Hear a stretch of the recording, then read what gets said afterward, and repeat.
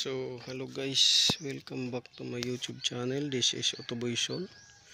So, ngayon guys, mayroon tayong dinadiagnose at saka chinecheck na sasakyan for territory, titanium.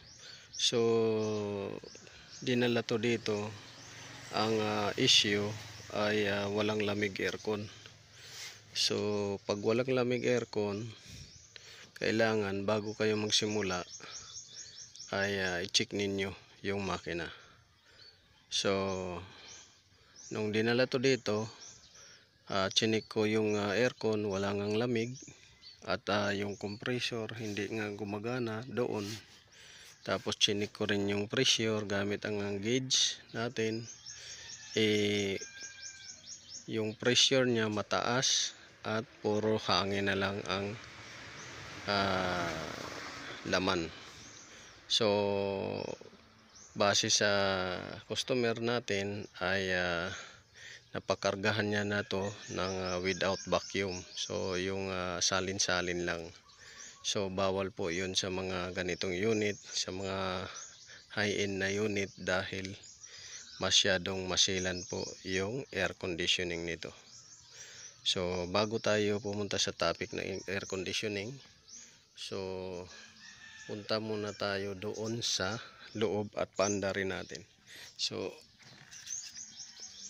kailangan kung ang issue ng sasakyan dinala sa inyo ay aircon, so i-check nyo rin yung makina performance at saka yung mga lighting at yung mga issue ng transmission. So punta tayo, paandarin natin kung ano yung status ng makina.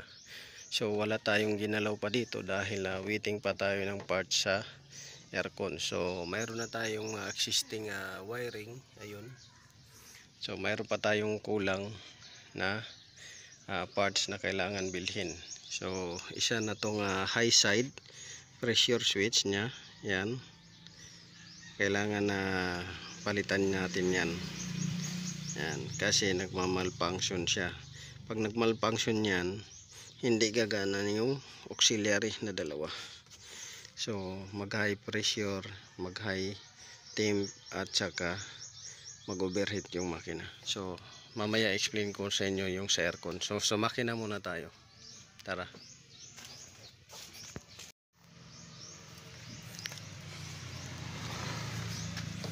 So paandarin muna natin to ng walang aircon. So i-ignition on ninyo. Yan, ignition on ninyo. Tapos tingnan ninyo kung kompleto ng icon.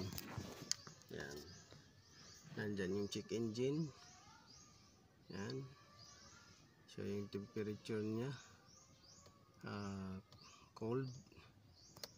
Yan, tapos tingnan nyo lahat kung may mga icon na tapos sa kaninyo paandarin.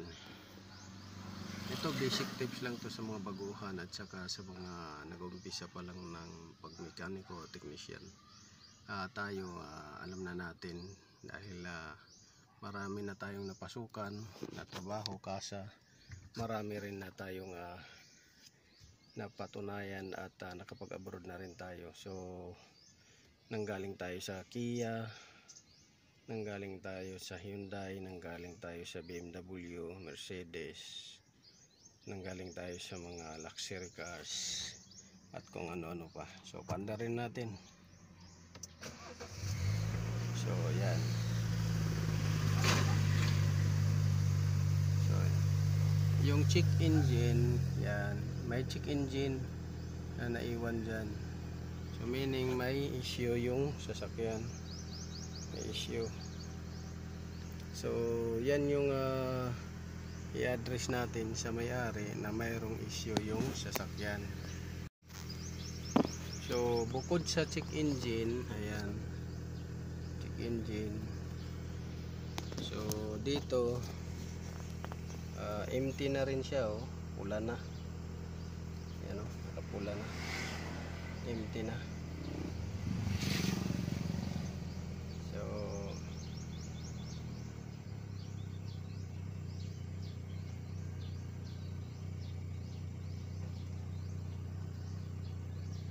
Yan yung ano natin, way ng pag ano. So may check engine, so na-scan ko na to guys, scan ko na to. Ang lumabas sa scan ay P0133, P0141, P0420, P0341, P0371. So may issue siya sa catalytic converter, may issue siya sa oxygen, may issue siya sa camshaft sensor at crankshaft. So yan yung issue niya sa computer. Kinomputer ko na to. So yan, nakuha nating issue sa makina. So punta naman tayo doon sa makina. Punta tayo.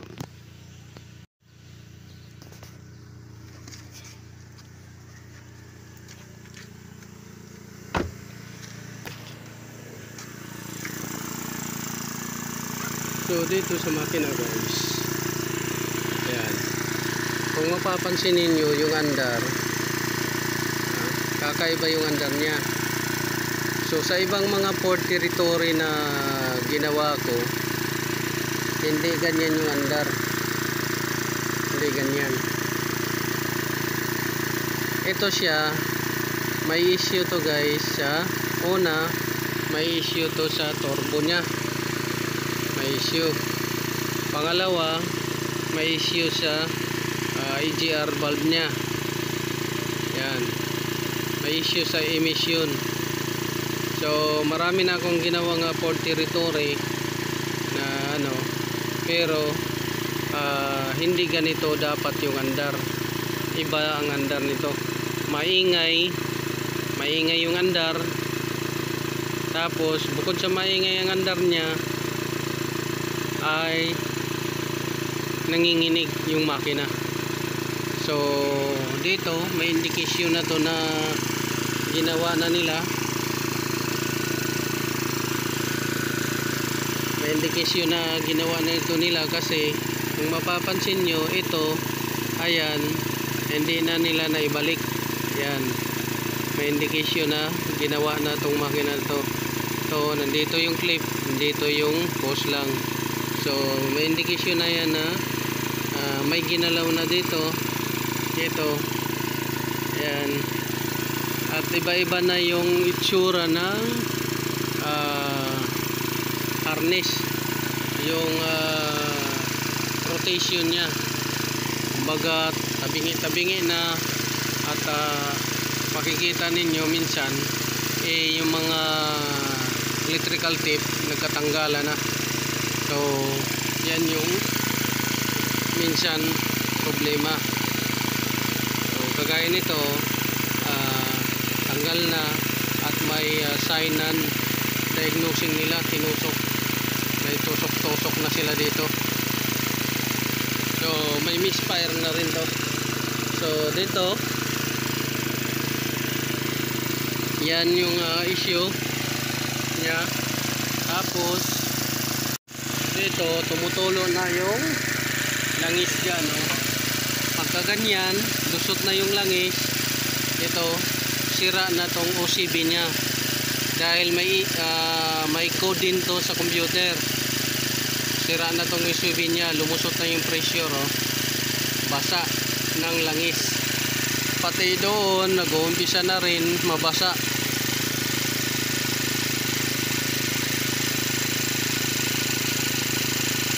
So pagka kinapa mo dito, yung pulso niya malakas, dito halos wala. So basa na yung langis, basa na yung connector, tapos gumapang na dun sa baba. Ayan. So chinik natin yung oil, nasa level naman, pero unti-unti niyang sinusuka. So yan, ang makina na to ay may issue. Kung mapapansin ninyo, maingay yung makina, kakaiba yung ano niya, tapos nanginginig. Tapos ngayon i-rev natin para makita natin kung may low power to, kasi ang ganyang performance makina, sigurado yan may low power.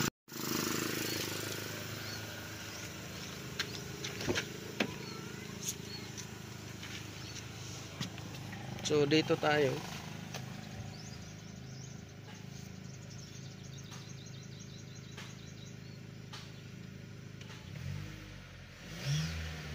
So napapansin ninyo guys, maingay oh.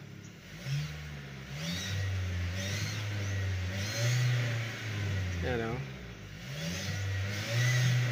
Oh, basa yung ano niyan, belt tsaka yung mga pulley dahil sa langis. Dito titingnan natin. May low power to. Ayan. Tingnan nyo. So tumaas na yung ano niya dito, temperature sa tubig. Nandiyan pa rin yung check engine dahil may issue. I-rev natin. Ayan o, 3,000 lang. Tapos nanginginig yung makina. So may low power siya na issue. Dapat yan umaabot yan sa 5,000. So may low power na issue. So yan yung i-address natin sa customer. So kailangan na malaman nila. Tapos gaya ng sinabi ko, sa mga baguhan, sa mga bagong mekaniko ngayon o technician, ayan, nanginginig na siya. Iba na yung andar niya. Pugak-pugak na. So mapipil ninyo sa manibela dito pagka pumupugak-pugak na siya, misfire na or may panginginig na rough idle. At makikita ninyo yung RPM. Ayan, taas baba siya. Ayan, lalapit lang natin konti.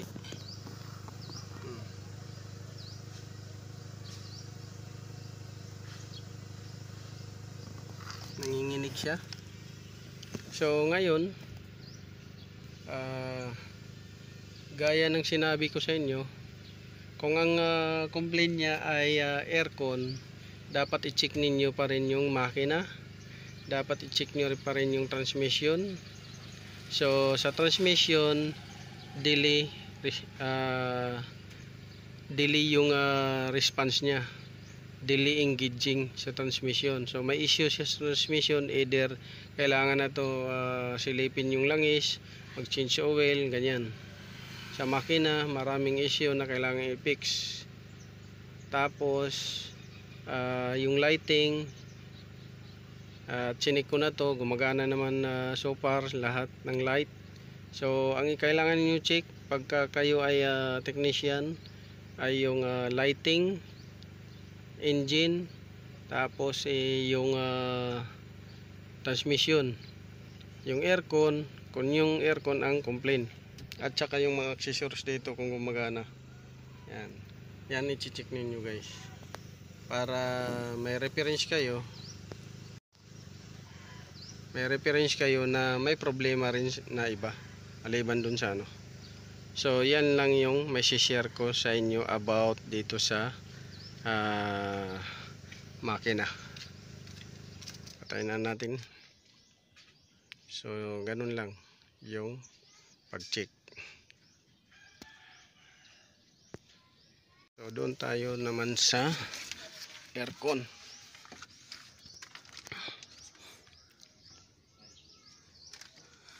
So, panda rin muna natin para makita natin kung gumagana yung pan.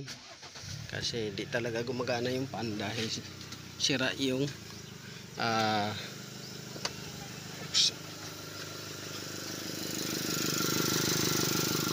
hindi nga talaga gumagana yung pan. Hindi gumagana, nanginginig siya. So yun, hindi gumagana yung pan. Patayin natin. So ayan, naririnig ninyo, maingay.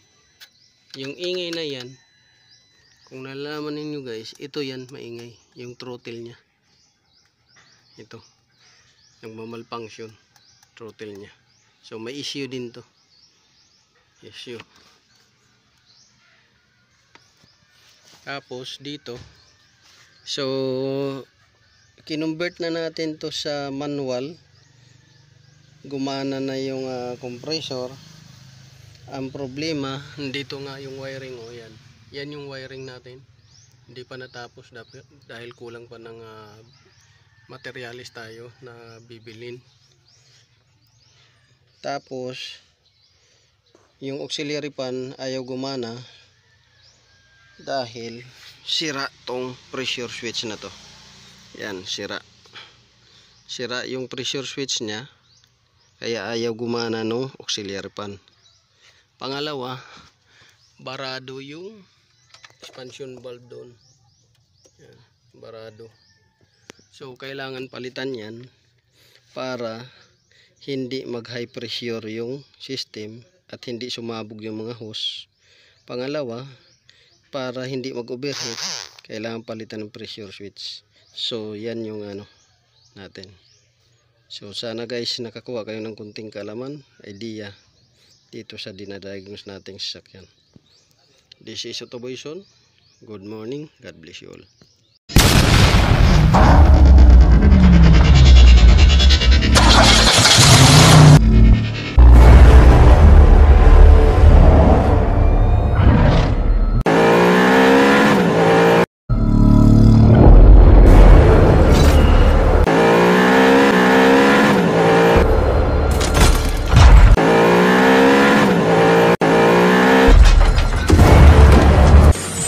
Make